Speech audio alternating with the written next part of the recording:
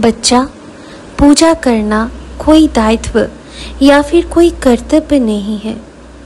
पूजा तो भक्ति से, मन की गहराई से, पूर्ण श्रद्धा से किए जाते हैं। पूजा का अर्थ व्रत उपवास करना तो बिल्कुल भी नहीं है बच्चा। तुम्हारा मन आत्मा शांत ना हो तो उस पूजा और विधि विधान से ईश्वर प्राप्ति या भक्ति कभी भी नहीं हो सकता। ये तो लोगों के बनाए गए नियम है सिर्फ। मेरे सच्चरित्र का 32 नंबर अध्याय पर मैंने तो कहा है, अगर उदर पोषण अच्छे से ना हो तो किन आँखों से तुम ईश्वर का दर्शन करोगे? किस मुख से तुम उस परम शक्ति का नाम जाप करोगे बेटा?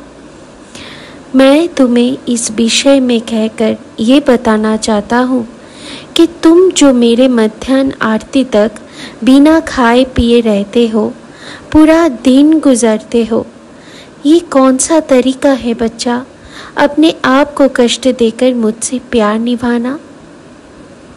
मेरा बच्चा मेरी पूजा के लिए भूखा रहे, ये तो मैं बिल्कुल भी बर्दाश्त नहीं कर सकता। तुम मेरे सच्चरित्र का पारायण तो करते हो, परंतु उसको अपने जीवन पर भी तो उतारो, उस हिसाब से चलो। हर दिन तुम ऐसा भूखा रहना शुरू कर दिए हो, तुम्हारे शरीर के ऊपर इसका प्रभाव पड़ना शुरू हो जाएगा बच्चा। ऐसा मत करो। एक काम करो, कल से सुबह सुबह उठकर पूजा करके मुझे चाय पिलाकर काकर आरती करके मुझे उठाओ। फिर मेरा चाय ही तुम पियो। फिर मुझे नाश्ता लगाओ जैसे तुम्हारा मन हो, वो भी प्रसाद के रूप में तुम ग्रहण करो। इस पद्धति से तुम भूखा भी नहीं रहोगे और मेरा पूजा भी हो जाएगा। ठीक है? हमेशा खुश रहो, आयुष्मान भव।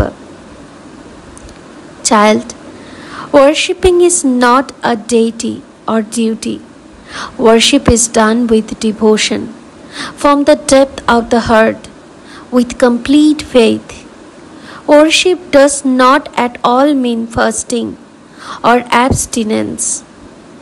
If your mind and soul is not at peace, then you can never attain God through that worship and rituals. These are just rules made by people. I have already said in the 32 number chapter of my Satcharitra that if the nourishment in the stomach is not good, then with which eyes will you see God? With which mouth will you chant the name of the Supreme Power, son? I want to tell you this in detail because you remain without eating or drinking till my afternoon prayer. You spend the whole day like this. Child, what is the way to love me by giving trouble to yourself? I cannot tolerate at all that my child is remain hungry for my puja. You do read my Satcharitra, but you should also put it on your daily life. Proceed according to that. You have started staying hungry like this every day. It will start affecting your body. Don't do this.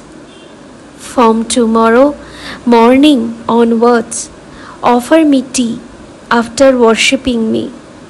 Then you drink my tea. Then serve me breakfast as per your wish and accept it as prasad. With this process, you will not feel hungry and my puja will be done. Stay always happy, bachcha.